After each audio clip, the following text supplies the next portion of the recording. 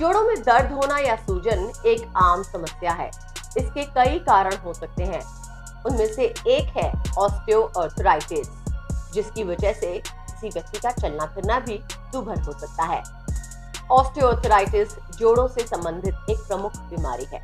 शरीर में जहां दो हड्डियां आपस में जुड़ती हैं, उसे जॉइंट यानी जोड़ कहते हैं। हड्डियों के अंतिम सिरे को सुरक्षित रखने के लिए एक प्रोटेक्टिव टिश्यू होता है, जिसे कार्टिलेज कहते हैं। जब किसी कारण से कार्टिलेज टूट जाता है या उसमें दरार पड़ जाती है, तो इसके कारण हड्डियां आपस में रगड़ खाती हैं। नतीजतन दर्द, अकड़न या अन्य तरह की समस्याएं हो सकती हैं। इस स्थिति को ऑस्टियोआर्थराइटिस कहते हैं। वैसे तो ये समस्या किसी को भी हो सकती है, लेकिन आमतौर पर उम्रदराज लोगों को ज्यादा होती है। ऑस्टियोआर्थराइटिस को डिजेनरेटिव आर्थराइटिस या वेयर एंड टेयर आर्थराइटिस भी कहा जाता है। तो इसके इलाज के पहले हम आपको ऑस्टियोआर्थराइटिस के कारण के बारे में बताएंगे। दरअसल ये बीमारी जोड़ों के क्षतिग्रस्त होने के कारण हो सकती है, और ये समस्या अचानक नहीं होती, बल्कि समय के साथ जोड़ों की रक्षा करने वाला कार्टिलेज जब धीरे धीरे क्षतिग्रस्त होने लगता है, वही कारण है इस बीमारी के उम्रदराज लोगों को ज्यादा होने का। जैसे जैसे उम्र बढ़ती जाती है, जोड़ों के क्षतिग्रस्त होने का खतरा बढ़ता जाता है। कई बार चोट के कारण कार्टिलेज में दरार, जोड़ों का डिसलोकेट होना, लिगामेंट में चोट पहुंचना, मोटापा, खराब पोस्चर भी ऑस्टियोआर्थराइटिस होने का कारण बन जाते हैं। इसके अलावा यदि माता-पिता या घर के किसी करीबी रिश्तेदार को ये बीमारी हो जाए, तो इसके होने की आशंका बढ़ सकती है। अब आपको ऑस्टियोआर्थराइटिस और कार्टिलेज के कनेक्शन के बारे में बताते हैं। दरअसल कार्टिलेज रबर की तरह होता है और हड्डी से ज्यादा लचीला होता है। इसका प्रमुख कारण दो हड्डियों को जोड़ने वाले अंतिम सिरों को सुरक्षित रखना होता है, ताकि हड्डियां आपस में रगड़ ना खाएं। जब कार्टिलेज क्षतिग्रस्त हो जाता है, तो हड्डियां आपस में रगड़ खाती हैं, जिसके कारण दर्द और सूजन जैसी समस्याएं बढ़ने लगती हैं। सबसे प्रमुख बात यह है कि क्षतिग्रस्त कार्टिलेज अपने आप रिपेयर नहीं हो सकता, क्योंकि कार्टिलेज में रक्त कोशिकाएं नहीं होती। जब कार्टिलेज पूरी तरह क्षतिग्रस्त हो जाता है, तो हड्डियों को सुरक्षा प्रदान करने वाली कुशनिंग चली जाती है, जिसके कारण हड्डियां आपस में रगड़ खाने लगती हैं और जोड़ों में दर्द और अन्य तरह की समस्याएं होने लगती हैं। ऑस्टियोआर्थराइटिस शरीर के किसी भी जोड़ में हो सकता है, लेकिन ये सामान्य तौर पर शरीर के कुछ खास जोड़ों को प्रभावित करता है, जैसे कि हाथ, उंगलियां, घुटने, कूल्हे, रीढ़ की हड्डी और खासतौर पर गर्दन और पीठ का निचला हिस्सा। अब आपको ऑस्टियोआर्थराइटिस के प्रमुख लक्षणों के बारे में बताते हैं। ऑस्टियोआर्थराइटिस होने पर प्रभावित जोड़ों को दबाने पर दर्द महसूस होता है। इससे जोड़ों में अकड़न और सूजन होती है। तो दोस्तों, ऑस्टियोआर्थराइटिस एक प्रोग्रेसिव बीमारी है, यानी ये समय के साथ धीरे धीरे बढ़ती है।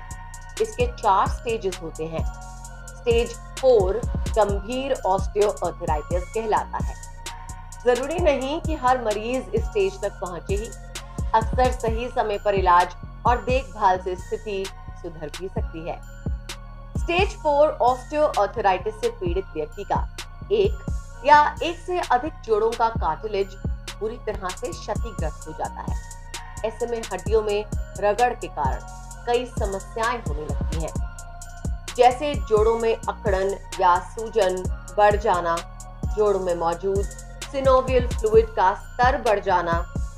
आपको बता दें कि इस फ्लूइड का एक प्रमुख कार्य शरीर में मूवमेंट के दौरान हड्डियों को रगड़ खाने से बचाना होता है, लेकिन इसकी मात्रा अधिक हो जाने पर जोड़ों में सूजन आ जाती है। इसके अलावा टूटे हुए कार्टिलेज के कण फ्लूइड में फ्लोट होते हैं, जिसके कारण दर्द और सूजन बढ़ सकती है। वहीं ऑस्टियोआर्थराइटिस के एडवांस स्टेज में सामान्य गतिविधियां करने में भी तकलीफ होती है। दिन बीतने के साथ साथ दर्द बढ़ जाता है और फिर चलने फिरने में परेशानी हो सकती है। जोड़ों में अकड़न आ जाने के कारण मूवमेंट में परेशानी होना, जिसके कारण रोजाना काम करने में दिक्कतें देखना, यही ऑस्टियोआर्थराइटिस होता है और इसके साथ ही ऑस्टियोआर्थराइटिस की समस्या गंभीर होने पर जोड़ों में असंतुलन आ जाता है। उदाहरण के लिए यदि मरीज के घुटनों में ऑस्टियोआर्थराइटिस हो तो अचानक उसका घुटना लॉक हो सकता है, जिसके कारण वो गिर सकता है और उसे चोट लग सकती है। ऑस्टियोआर्थराइटिस के कारण क्षतिग्रस्त हुए जॉइंट्स को फिर से ठीक नहीं किया जा सकता, लेकिन ट्रीटमेंट की मदद से इसके लक्षणों को कम किया जा सकता है। दोस्तों, ऑस्टियोआर्थराइटिस की तरह ही रूमेटॉइड आर्थराइटिस भी होता है। हालांकि ऑस्टियोआर्थराइटिस और रूमेटॉइड आर्थराइटिस के लक्षण एक जैसे होते हैं, लेकिन ये दोनों बिल्कुल अलग बीमारियां हैं। ऑस्टियोआर्थराइटिस समय के साथ धीरे धीरे बढ़ता है, जबकि रूमेटॉइड आर्थराइटिस ऑटो इम्यून बीमारी है, जिसमें शरीर का इम्यून सिस्टम ही टिश्यूज पे अटैक करने लगता है और जोड़ों के आसपास की लाइनिंग को क्षतिग्रस्त कर देता है, जिसके कारण शरीर के जोड़ों में सूजन, अकड़न, दर्द की समस्या होती है। ये अचानक और किसी उम्र में भी हो सकती है। अब आपको बताते हैं कि ऑस्टियोआर्थराइटिस की जांच कैसे की जाए। ऑस्टियोआर्थराइटिस धीरे धीरे विकसित होने वाली बीमारी है, इसलिए जब जोड़ों में दर्द या अन्य तरह के संकेत ना दिखे तब तक इसका पता लगाना मुश्किल होता है। किसी तरह का एक्सीडेंट या चोट लगने की स्थिति में एक्सरे करवाने पर ऑस्टियोआर्थराइटिस का पता लगाया जा सकता है। एक्सरे के अलावा एमआरआई स्कैन की मदद से भी इसकी जांच की जाती है। इसके अलावा blood test, joint fluid analysis की मदद से भी इस बीमारी का पता लगाया जा सकता है। अब आपको ऑस्टियोआर्थराइटिस के इलाज के बारे में बताते हैं। दोस्तों, ऑस्टियोआर्थराइटिस को जड़ से खत्म करना मुश्किल है, लेकिन इलाज के माध्यम से इसके लक्षणों को कम करने की कोशिश की जा सकती है। हालांकि इलाज जॉइंट के लोकेशन पर निर्भर करता है।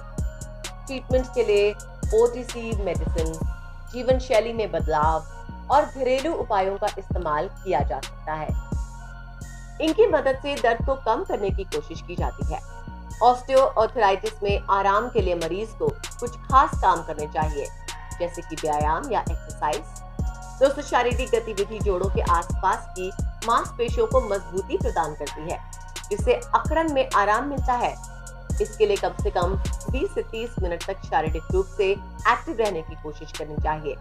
हल्की फुल्की एक्सरसाइज जैसे वॉक, स्ट्रेचिंग या योगा करना सही रहेगा। इससे जॉइंट्स फ्लेक्सिबल होंगे और दर्द में आराम मिलेगा। लेकिन कोई भी एक्सरसाइज करने से पहले डॉक्टर की सलाह अवश्य लें।